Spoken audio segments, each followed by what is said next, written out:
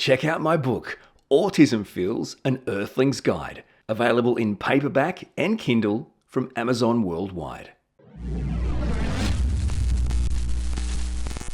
Welcome, my stars of Orion. Thank you so much for watching. I'm Orion Kelly, that autistic guy.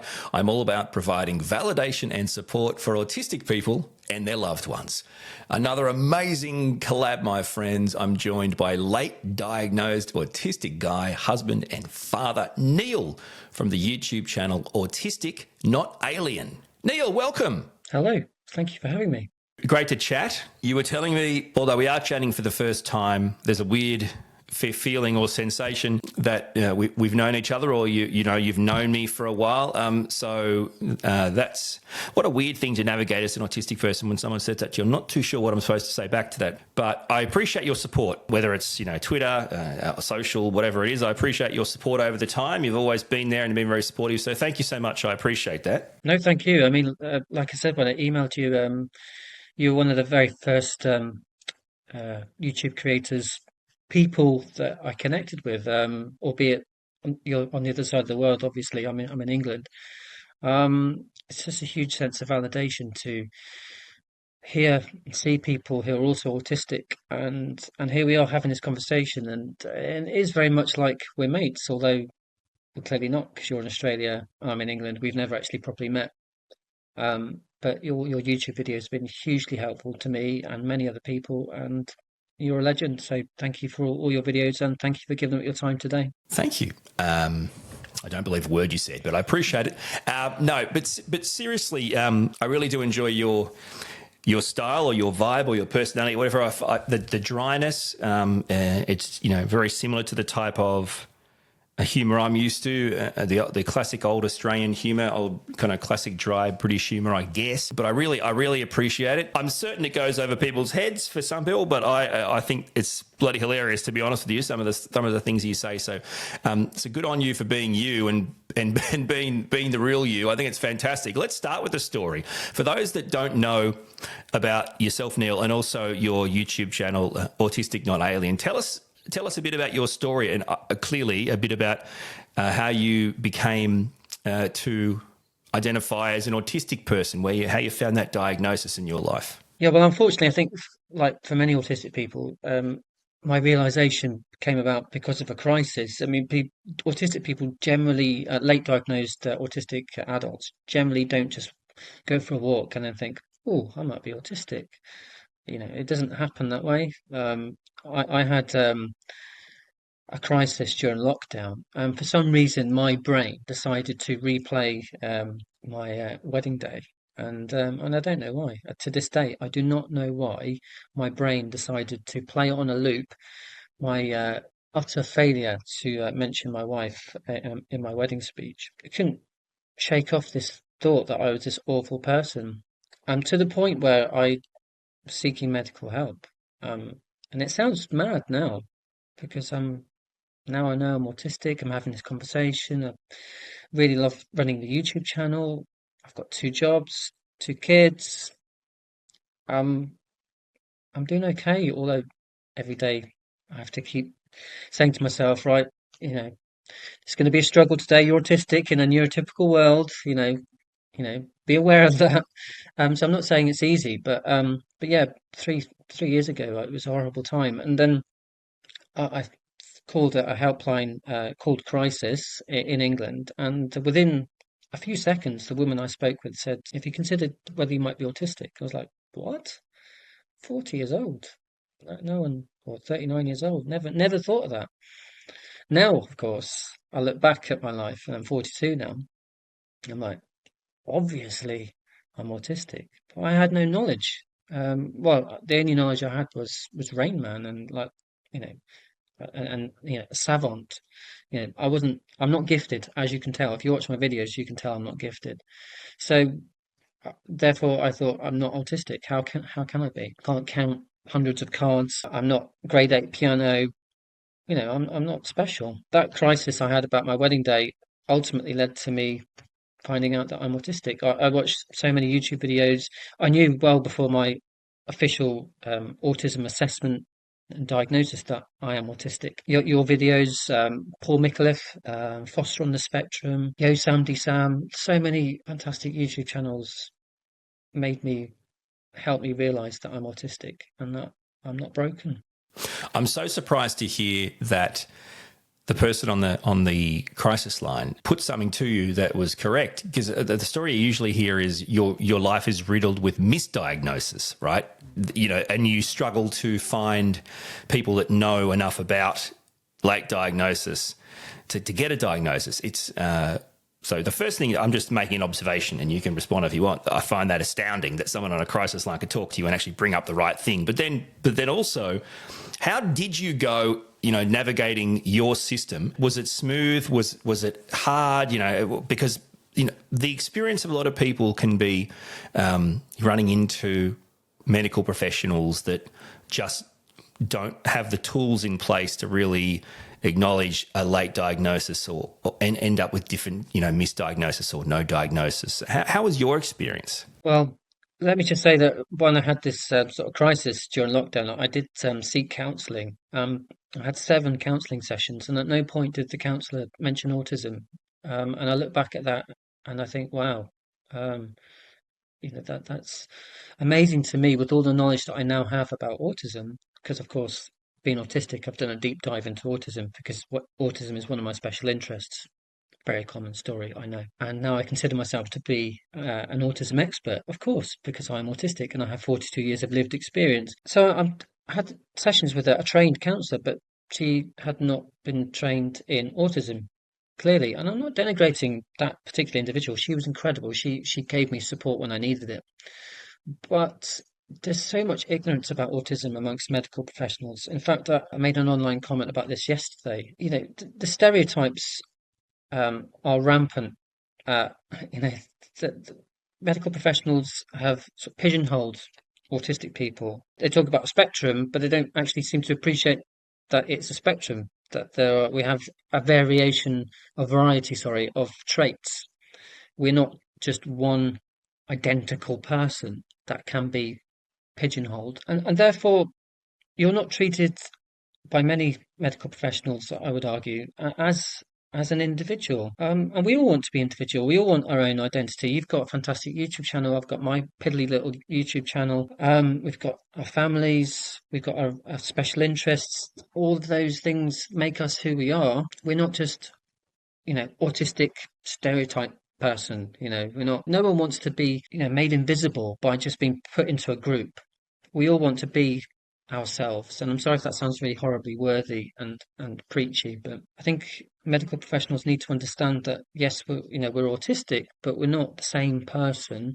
We all have our own individual needs and desires and ambitions, and medical professionals need to be clued up on autism. And that's why one reason why I run the YouTube channel, because who knows, maybe a therapist will just happen to watch my really tiny YouTube channel and go, oh, I'll watch that video, and I'll be like, oh wow, this is someone's version of autism. It's like, yes, precisely, that's my version of autism, because autism isn't just one version, it's not just one thing. So that woman at crisis, she saved my life. Honestly, can I say, I think it's actually a really brilliant, really fascinating insight that you made, which I'll be frank, I don't think I've ever even thought about it like that before, which is it's clearly defined that it's a spectrum. Maybe you don't want to use the word disorder, but it's clearly defined as autism spectrum disorder. That's what it's defined as. Yet doctors only see one type on the spectrum, one colour, whatever you want to call it. And it's a fascinating thought. It's a great thought. It feeds into every possibility. It feeds into, that's why girls can go misdiagnosed, women find it hard, late diagnosed men. There's so many, because that is, my mind is really loving that thought. I'd almost just want to sit here in that thought. It's a great thought, Neil. It's a spectrum, but the doctors accept that, but then don't want to see the spectrum, which is shit, Neil. That's really a really great. That's such a smart thought. Yep, my brain loves that thought. It's and you know what? That's exactly the point.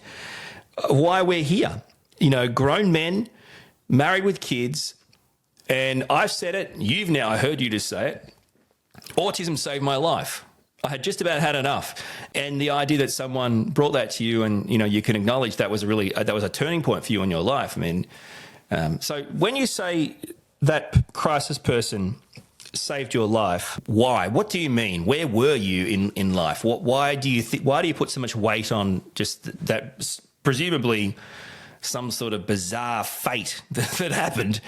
Why do you say it like that? That one person really saved your life. Well, because until getting towards my 40s, no one had mentioned that I might be autistic, and so until that point, I just assumed that I was a bad person. And not just because of my failure on my wedding day, the most important day of my life, but also many other episodes of my life. I thought I'm just odd, weird. I'm not in line with the rest of society. The problem is me. I'm at fault here. And having an autism realization is, I can't express how important it is. If one person watches this interview, as a result of watching this interview, they look into autism for themselves, and they ultimately find out that they're autistic and not broken, and they're not a problem, they're not a failure, then I can't express how much that would mean to me. That's why I make my own silly YouTube videos. Yes, I'm having fun making them, but the number one reason is to help people realize that they're not alone, that they're autistic and they're different, they're not disordered, they're not broken, they just have a different mind, and they should be recognized and celebrated for that. Without the autism diagnosis, you are at risk of eating yourself up and being your worst enemy.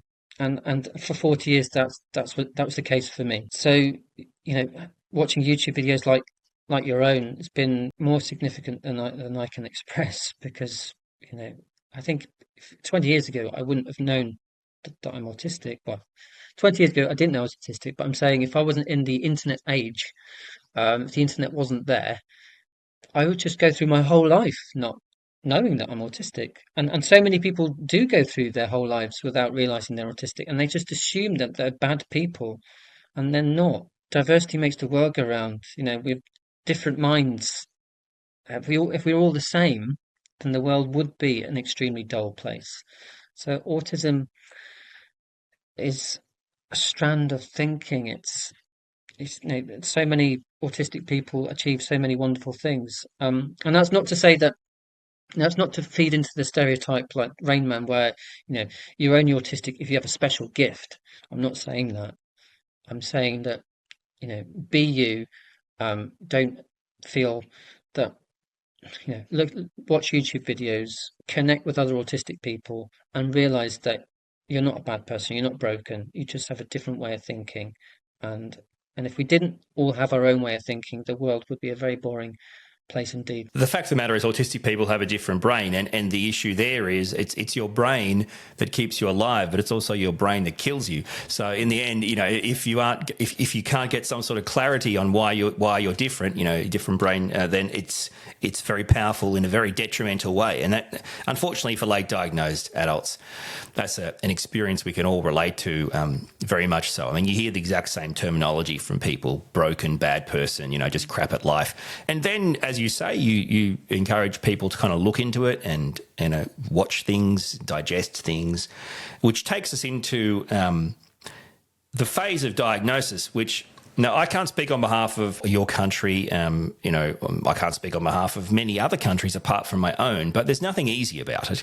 And then that gets into the realm of self-diagnosis, official diagnosis, and the differences in between, and what you can receive, what you can't receive. Clearly, you need a piece of paper if you want to, if you want to get legally, required things from employers and different things. But not everyone can afford the piece of paper or the waiting time. I know NHS-wise waiting times are utterly ridiculous from what I can read, and then there's the cost, and then people can't afford, and then they finally pay all those thousands of dollars and wait for 7 years and get told no, and it's like, so I mean, there's a lot of issues there. But from the point of view of people watching who maybe are in a position you were in a few years ago, what do you have to say to them with regards to this kind of self-discovery, versus this holding on, saving money, waiting 7 years for official stuff. What are your thoughts on that? Because that's obviously that's a big, powerful thing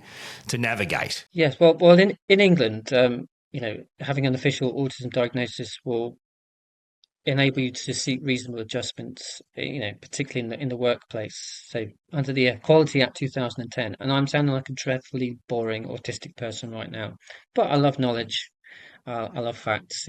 Knowledge is safety. I'm very autistic in that regard. Ideally, you have an official autism diagnosis in England because, like I said, you can then go to your employer if you're working, and if you're not working, that's absolutely fine. I'm not saying this is all about work, but I'm fortunate enough to be able to work full time, and having that piece of paper, so to speak, is very helpful because it starts a conversation with an employer. They have to take you seriously, and indeed that's been the case for me. I've just had an ADHD, 7-8 months ago, had an ADHD diagnosis. So I'm an ADHDer, autism and ADHD. ADHD I do consider to be a disorder. For me, autism no. Autism is a difference. ADHD is a disorder because I find it incredibly hard to focus on things that I'm not inherently interested in. YouTube channel videos, I can deep dive, focus 9, 10 hours in 10 days in a row, without any breaks because I love it. Other tasks that I'm not really interested in, I haven't chosen to do myself. I find it really hard. So ADHD is a tricky one. With the dual diagnoses, ADHD and autism, I've gone to my employer and they have, to be fair to them, been very helpful. And I'm going to collect some noise cancelling headphones tomorrow to help me focus on what I need to do. But I have to emphasize that, and I only found this out recently, you don't actually need an official autism ADHD diagnosis to ask for reasonable adjustments. So if you recognize that you're autistic and or an ADHDer, you can have that conversation and ask for reasonable adjustments to make your life easier in the workplace and elsewhere. So it is a myth that you have to have that piece of paper. If you know that you're autistic, ask for those reasonable adjustments. And indeed, like you said, 7 years. I mean, I know you're exaggerating to make a point, but actually, for some people, it might well be 7 years that they have to wait for an official autism or ADHD assessment. And, self-realization, self-recognition is valid. If you've watched an Orion Kelly YouTube video and the penny drops, and you realize that this guy in Australia, thousands of miles away, is saying things that you connect with, it's absolutely valid to say, I'm autistic as well. And that's what happened with me. I laughed at that penny drop moment. It's like, I've never met this guy. He's talking my language. I didn't need an official assessment diagnosis. I knew in that moment that I'm autistic. Just unfortunately for me, it was 40 years later than I would have liked. So self-recognition is absolutely valid, and you can seek reasonable adjustments to make life easier for you. And oh my goodness, don't autistic people deserve an easier life after years and years of feeling broken, feeling like they don't belong? Of all the people in the world, we deserve to have that conversation and ask for reasonable adjustments because we've had a difficult life for so long. So let's make it easier. I mean, I completely agree. Obviously, I think everything you say makes total sense. The realistic issue for a lot of people is, yes, absolutely, you could approach an employer or you could, talk to a potential new employer in an interview about your needs and the things that would help you.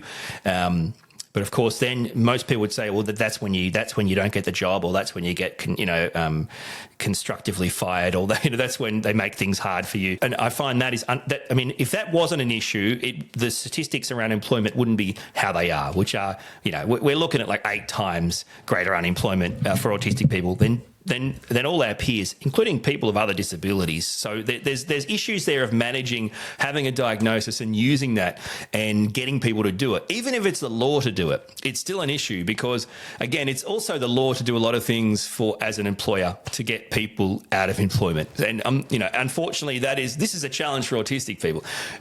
We think it's hard. It's hard to get a job. For autistic people, it's hard just living life, let alone getting a job, then keeping the job. And I think this is the issue. This, the self-awareness and the self-diagnosis stuff, that's all about your own personal growth and mental health, and it's completely valid. But the issue here for autistic people is they might not all have access to official, but really, if you want the law to protect you, if you want the courts to protect you, they're not going to, because you decided you watched my video. That's not going to help the courts. They're going to want to see paperwork. And in the end, people say, well, the Act says you must do this. And it's like, yes, but that only works if you challenge the Act in a court of law and say, this employer, I'm suing you because you didn't do this Act thing. And then, well, where's your paperwork? So it's a vicious cycle. And this is the issue, for many late diagnosed autistic people. Number one, it's getting the diagnosis. And number two, it's disclosing it. I mean, how have you gone disclosing it? How have you gone disclosing it? How have you navigated that? Has it been better than you thought, worse than you thought? Have you told everyone? Are you still in the closet with some people? I mean, I know that's actually not a strange question. That is very common. I mean, how have you gone with the disclosure over the last couple of years? Well, I'll be honest, in my job, I waited a few months, and it actually took a colleague of mine to come out with their own disclosure that they have an ADD diagnosis, attention deficit disorder diagnosis. He put a YouTube, not YouTube, but yeah, an official work video. It was put on the intranet, the internal web, and I watched this very short video, and that gave me the confidence to sort of come out of the closet, so to speak, and share with my colleagues that I'm autistic. They probably knew already, but that's another discussion about how people immediately identify autistic people. Very funny because, therapists and medical professionals can completely miss it, and yet the ordinary person can identify an autistic person in an instant just by the way they walk, or that they're monotone, like I'm displaying now, or that they're monologues, and so on. But anyway, I watched this video from by a colleague, and it gave me that confidence to say I'm autistic. And I've been very lucky in my workplace because I won't go into too much detail about what I do for a living. I'm not a spy or anything. It's a lot less interesting than what James Bond does. But it's a workplace. It's a company that is geared towards helping people like us. And so saying I'm autistic it's not as scary as it might be for other people. So I have been very fortunate. And in fairness, when I looked into the company, their focus on autistic, ADHD, people with learning disabilities, people who need support. That was it was a big motivation for me to want to work for that company. And so me saying, hello, I'm autistic wasn't the scary thing that it might be for so many other people. But I hear what you're saying about the law. Whilst you can ask for adjustments to be made, even without an official diagnosis, the conversation is going to be a lot easier. You're going to be in much steadier ground, dare I say, if you have that piece of paper saying, hang on a minute, you can't avoid the law. The Equality Act 2010 says I'm entitled to support. And I had an autistic friend recently got sacked from a job, and he reached out for support, and they made dreadful comments. And I said, well, have you pointed to the Equality Act 2010? And he said, well, no, I haven't. I wasn't aware of that. And I said, well, point it out to them. And this was just a Facebook Messenger message. Just I was in between. I probably should have been doing my job. Anyway, I just replied to this message, and then my friend got back to me a few days later, so I got £5,000 as a result of that, because I went back to my employer, told them that they should be abiding by the Equality Act 2010. They got scared by that as an employer, and I got £5,000. So knowledge is power, knowledge is money, and I couldn't believe that little piece of advice, led to that outcome. And that's not to make myself look good. It's more to highlight the ignorance and awfulness of some employers who will not care whether you're autistic. They will just steamroll it over you and your needs because it's more convenient for them. So an official diagnosis will make that conversation easier, but I do have to again repeat that, particularly as you might be waiting years for an assessment, you can start the conversation without an official diagnosis. If you know you're autistic and you feel confident enough that you can have the conversation, start that conversation. Don't wait 2, 3, 7 years for an official assessment until you ask for those adjustments to be made, because you'll suffer in the meantime. And the more YouTube channels exist, the more autistic voices are heard, the more likely it is that employers en masse will realise that adjustments need to be made, and that autistic people are just different, and they want to work, they want to thrive, but the world needs to cut them some slack, because we've been cutting the world some slack for years. So it's a two-way street here. And your story shows the power of advocacy. And I think what's great about, autistic content creators and autistic people putting themselves out there is they are creating a whole new space, which is autistic advocacy, which really is how even barristers came about. Someone to advocate for you, to speak for you on your behalf, and that's really the point of it. And that's what we're able to do. And your experience is something that I experience as well. And for us, it can come across like we're just telling someone that tomorrow is going to be sunny, but to them it's like you've told them this groundbreaking piece of information. But that's the power of putting a time and effort into helping other people. And I agree with everything you said regarding the employment. Here's the issue, and this is what I really wish could happen: is why can't we just have conversations with employers on the premise that I'm looking at providing you with a more engaged, productive employee, and I'm asking you to help me do that. And why can't we look at it like that? Like this, it's a transactional win-win.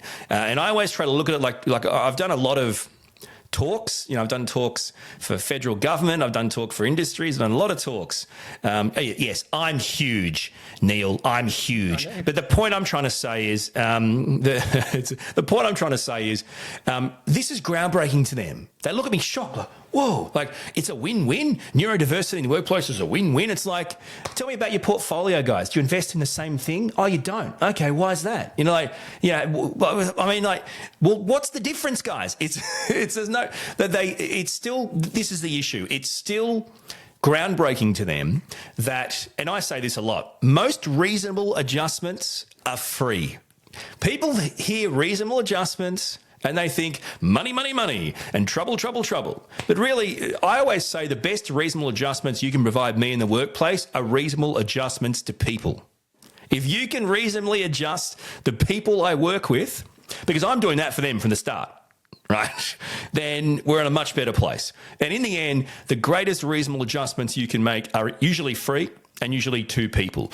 And it just blows my mind that employers are so scared of, oh, here comes an autistic person asking for their reasonable adjustments. They're going to want different chairs and different this and different that. And it's like, it's bizarre to me. It's like, no, I just want this guy to realize that I'm communicating in an honest, open, sincere way when he thinks I'm being abrupt or blunt or rude, or I'm upset because this meeting started 5 minutes late, or you've changed something on me. You've done a pop-up meeting when you told me to do this job. It's like so if there were adjustments to this is an autistic person, here's how an autistic person reacts. These issues melt away, and so it's structural. And this is what I say too to these people. There's no use having all good faith if you're going to have some ivory tower HR department that only care about one way of doing things. If you want to talk about breaching your equality code, and every country has these, by the way, they're just, different codes and legislation. Every country has them. They basically come from UN or international law. But the fact of the matter is, if you want to talk about that, HR. I don't believe there's a HR department in any organisation on the planet that isn't right now or hasn't in the past recent term breached those legislations simply by how they have treated an autistic employee. I would be astounded if there wasn't a single HR department that hasn't broken the law in the last week on the planet regarding a neurodivergent person. But of course, no one cares. Doesn't matter. Nothing to see here. So, the least of our worries is a piece of paper. Yeah. We're in a minority, and you know, historically minorities struggle. That's not a particularly profound thing to say, but yeah, it's it's an uphill struggle from the start because we're in a minority and strength in numbers, as they say. So it's very easy for employers and people in general to ignore autistic people because we're a smaller group, and it's more convenient for the majority to ignore the needs of the minority. It takes time, energy, and effort for neurotypical people to adjust their own ways of working, their own ways of living to accommodate autistic people. But like you said, these things they're not expensive. Like you said, not having pop-up meetings. If you want a meeting, give me notice in advance. Because if you disrupt my flow, then it's going to take me ages to get my focus back as it should be. So just announce that you want a meeting, that you want a phone call. I hate phone calls. I know it's a very autistic thing to say, but being able to work from home, that's a reasonable adjustment because I'm in control of my environment. And that's very, very important for autistic people to have control over their environment because the world is scary, it's noisy, it's smelly, it's unpredictable, it's cruel. People are just so willfully cruel, and that drives me mad. And if I'm at home, then I'm away from all of that. So being able to work from home and being able to make YouTube videos at home, I'm in my safe space. And like I said, I'm very fortunate to work for a company that recognizes that autism is real. It requires people to adjust the way that they work. But I know that other people aren't so lucky, that they have to work harder, they have to fight more to get people to understand. But while it's on my mind, let me just say that one reasonable adjustment that is completely free and loads of people could introduce is just listen to autistic people. Just talk about their autistic experiences. Don't talk over them. Don't say, yeah, but Simon Baron Cohen said this. Don't say, oh yeah, but that autistic person in this book said. Just listen to the autistic person in front of you describe what an autistic life is like. Because this is a huge reason why I'm having this conversation with you now. You're listening to me talk about my autistic experiences. That is a luxury, and it shouldn't be luxury. It should be standard. It should be people like, oh yeah, tell me about your autistic experiences. Not, oh yeah, autism. Do I have to listen to you talk about it? I would rather you did, because I've had 42 years of struggle, and just a few minutes of your time would be super handy. So, that's a reasonable adjustment. It's just listen to autistic people, describe their struggles and the positives, and don't immediately judge, condemn, or refer to your stereotype perception of what autism might be. Just listen to the person and be willing to make adjustments, because making reasonable adjustments or being flexible with your own lifestyle is an act of love. Ultimately, it's respect. Autistic people go out of their way to people please, or I speak for myself. I'm not the spokesperson for autistic people. I'm just an autistic person, but I've spent my whole life trying to please people. Since realizing that I'm autistic, I'm more of the belief that it's a two-way street. I'm like, I've been bending over backwards for the world. You give me some love, you show me a bit of respect. I've been trying my hardest to stay afloat in this world that's not designed for me. So now it's my turn. But we're in a minority, and having that conversation is it's going to be hard. But here we are, and the more people like yourself who are speaking up for autistic people, the more likely it is that the world will accommodate us, respect us, and show us some love. But look, you're absolutely right. In my opinion, the fact of the matter is, as autistic people, we're born out of the box to provide the world with reasonable adjustments because we're different to them. Yet for us to receive the same, there needs to be legislation. And even then, it's not always implemented. And that's a hard truth. That's a bitter pill to swallow. It's not like we're not spending our entire day and all our energy on just trying to fit in. I'm just trying to appease and keep, neurotypical people comfortable. That really is the majority of our battery. And frankly, like you summed it up too with the just listen, just talk. That's the core of all reasonable adjustments in my opinion for autistic employees, which is don't be aware they're in the room. Actually understand them. Don't just be aware. Someone there, he's over there. Understand them and appreciate them. I mean, I say this a lot, but if you actually understand something, you appreciate it more because you understand it. So being aware of something is kind of irrelevant. You actually have to try to get some level of understanding to appreciate it. And then next thing you know, there's staff mates sticking up for you, right? And the whole dynamic changes. And again, I don't know how hard it is for employers to hear the ding, ding, ding. It's a win-win. Better engagement, better productivity, that's a win-win. It's not, so this is a hard thing to navigate. And if this flows into, you talking about how this diagnosis and me, the same thing, kind of saved our lives. But in saying that, it doesn't mean that we didn't go through dark times or hard times, post-realization, post-diagnosis. I mean, this alone, the employment phase alone is something that you have to navigate. So how have you found it was it all just happy for you, or did you have dark times still after the realization? How did you feel? I always say it's a bit like grief, right? Did you go through stages? Yeah, well, I'm still going through post-diagnosis grief, but I always have to explain what that phrase post-diagnosis grief means. It's not grief about being autistic. I'm not proud about being autistic, but I'm not upset about it either. I'm just completely neutral. I'm just autistic. It's just that's my brain. Like I'm right-handed. I'm 5'5". It's just these are just facts. I'm neutral about it. But if you're proud about being autistic, that's fine as well. Right? Don't get me wrong. Be proud. But yeah, post-diagnosis grief is not about me being upset about being autistic. It's the grief at not knowing much sooner and going 40 years without support recognition. If I'm lucky, I might live till I'm 70, 80. So I spent half my life not knowing who I am. That's hard, that's really, really hard. All those times when I just felt like I was a bad person, that I was a loser. I can't rewind the clock. I can't go back and say, hang on, don't worry, chill out. It's not you. You're just you're autistic in a world that's not made for you.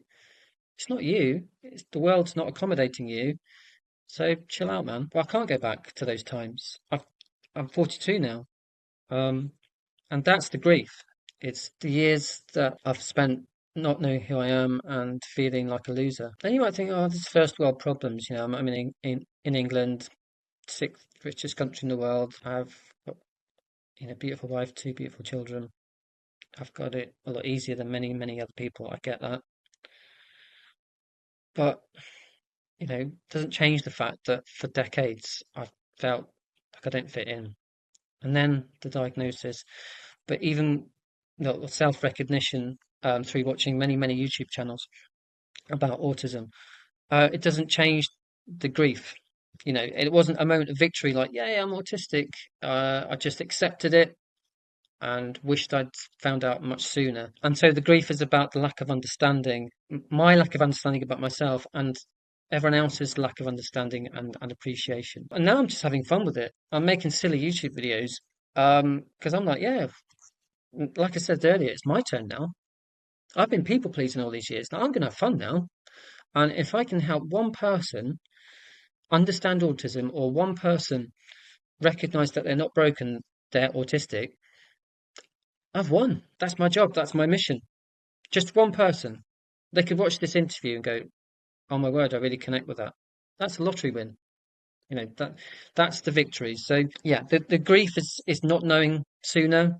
The grief is the years and years of not being understood and appreciated. The grief is not about being autistic because being autistic is not a bad thing. It's just a different thing. It's a different way of thinking. Are you angry? I'm very angry well, you've got to appreciate that I was born in 82 and knowledge about autism was really in its sort of infancy then. So when I was born, sort of autism was only then becoming sort of mainstream, as it were.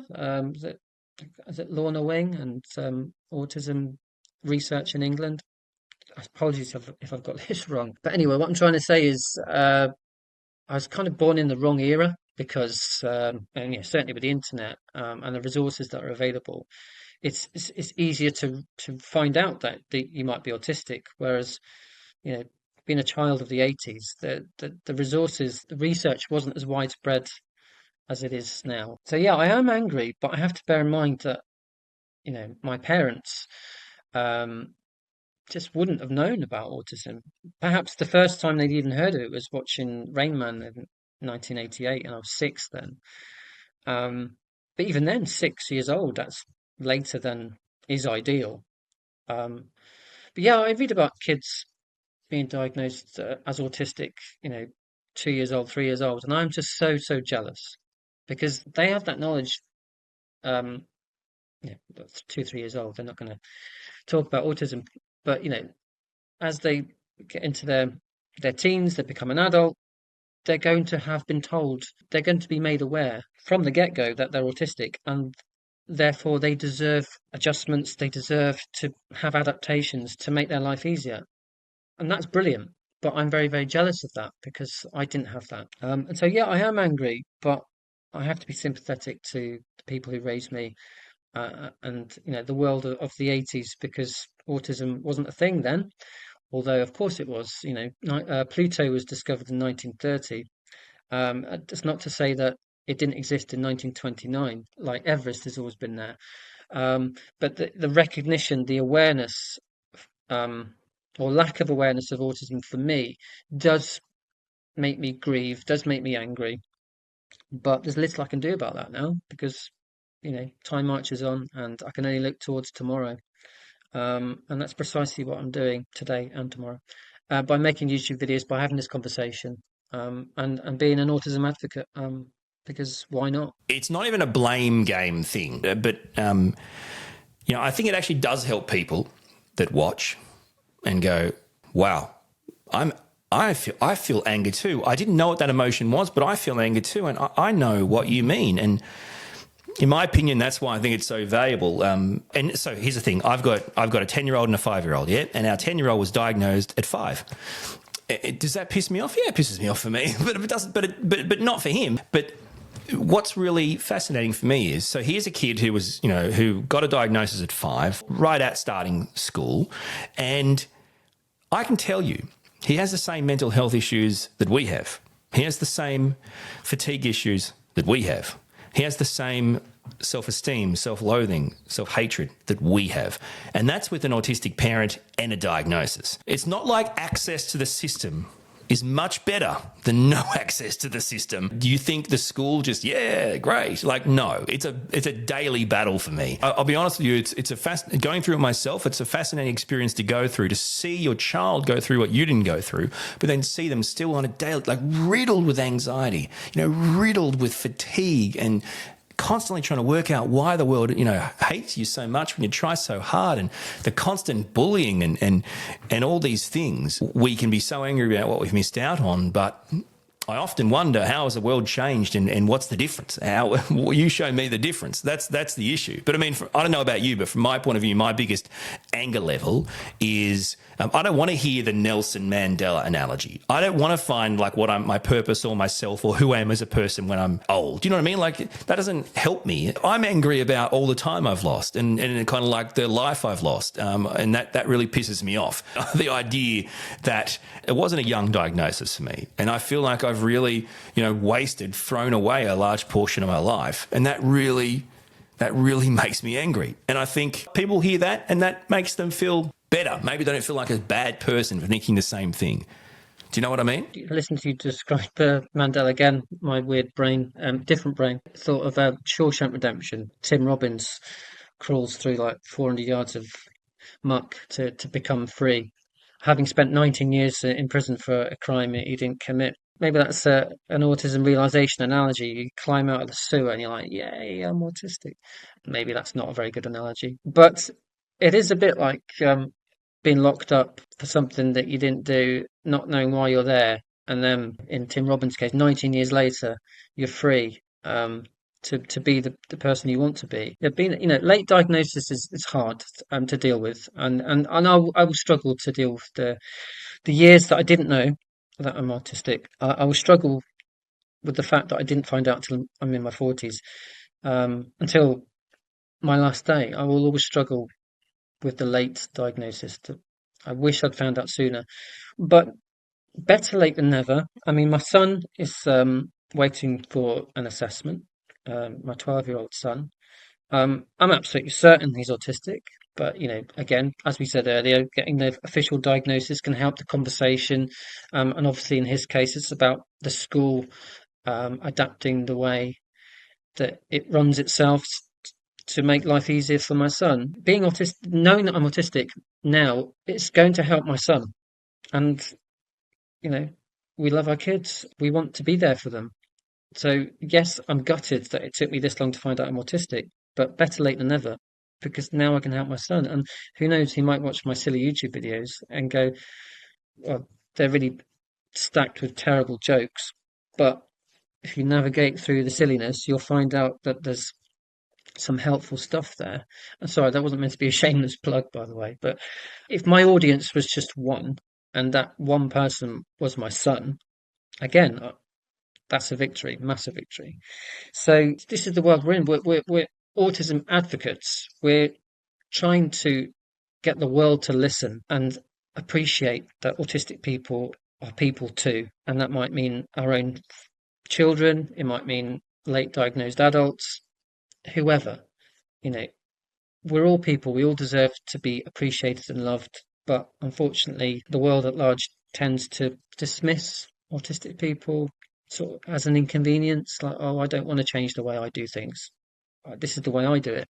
And it's just quite ironic because people make out that autistic people are rigid in their thinking and the way they do things. And yet I find that neurotypical people are the ones that do do the same things over and over again and don't make changes. So it's a lot of hypocrisy out there. It's an ongoing effort because without advocacy by autistic people, things won't change. It's not going to be dropped down from the sky like, oh, let's make the world better for autistic people. It's not going to come out of nowhere. It's going to come because autistic people advocate for themselves. And YouTube is just one part of that. But I think what's really great is, what you're doing, you're showing your son a way forward that no one showed you. And it's something that no one could have given me when I was a kid, right? So, what you're able to do, what we're doing is a really powerful thing. And, I just think it's way more valuable than we'll ever know. And it's a legacy no one can ever take away from us, regardless. And I love the fact that, we're in an age now where, you might not fight over your parents' house as much as you'll fight over your parents' YouTube channel. It's a good luck to the boys. I won't be around to worry about that. But, the last thing I wanted to ask you, because, one of the things I really get angry about too is age. So I think it's pretty much scientifically kind of covered that autism doesn't get easier with age, it gets harder. And of course, the core of aging is cognitive decline, right? Decline is aging. That is aging. Capacity is an issue for me. You're a dad, you're a husband. I'm a dad, I'm a husband. I feel like I've pretty much reached the point now in the last 12 months where I've peaked out at capacity, and now I'm well and truly into the not capable phase of what's required for my daily demands and stresses. How are you going? How do you feel in that respect, and how do you navigate that? Yeah, I like to think that I'm not getting older. I suppose a lot of people would like to think that about themselves. Like, oh, I'm not getting old. I'm immortal. I'm fine. I'm just as vibrant and healthy as I was when I was 21, which is obviously not the case. Yeah, I'm annoyed about getting old. I think most people are, but without wanting to be morbid, I'm kind of looking forward to having a rest. And you know, I'm exhausted. I mean, I'm not being flippant about death. It's inevitable, obviously. I want to be around as long as I can for my kids, to make silly YouTube videos, because to write songs. But, my half marathon PB is not going to improve. I'm not going to find it easier to work for a living. All sorts of things are getting harder and harder. And I hate that. I hate that. Because I want to be 21 again. Who doesn't? Yeah, that's hard to take, but having the knowledge that I'm autistic allows me more control over that decline. So if I don't want to go into the office, or if I don't want to go to a family gathering, or there's something else going on that people are going to that I just don't want to go to because I know it's going to tire me out, I can say without feeling guilty that I don't want to do that because, you know, it's going to make me even more tired. So I am annoyed about getting old. I wish I could do things that as well as I did 20 years ago. But at least now that I know I'm autistic, I can sort of make reasonable adjustments for myself, and give myself a bit of forgiveness, really. Not feel bad that I want that time alone, that I don't want to go to that event, that it's going to take me an hour to get ready for the day, whereas maybe 20 years ago it would only take me 10 minutes. I give myself permission to struggle, and not feel bad about it, and that's a benefit of knowing that I'm autistic. So yeah, none of us can get away from age, but I'm grateful, that I have the knowledge that I'm autistic, that I can have conversations like this with people who understand and be optimistic about the future. It's a scary world, but I'm one of the lucky ones. People living through conflict, people who go through their lives without knowing they're autistic. I've won the lottery, you know. So whilst I'm annoyed about getting old, and whilst I'm annoyed that I'm autistic in the world that is not made for me, and that really, really does annoy me very much, I have to constantly remind myself that I should be grateful for many things. But it does require a conscious effort to remind myself, because I go through every day hating myself, wishing that I could do things a lot easier than I can. The self-loathing doesn't disappear; it's always there. But there are so many good things to live for, and I have to remind myself of that. I deeply resonate with that, and I specifically can I say this is, and I feel this in my bones, that I'm more bothered by aging than death. And I feel like I kind of got the same from you when you just spoke then. There's something about getting older that my brain can't wrap my head around. I can't get over. I can't let it go. I just can't let it go.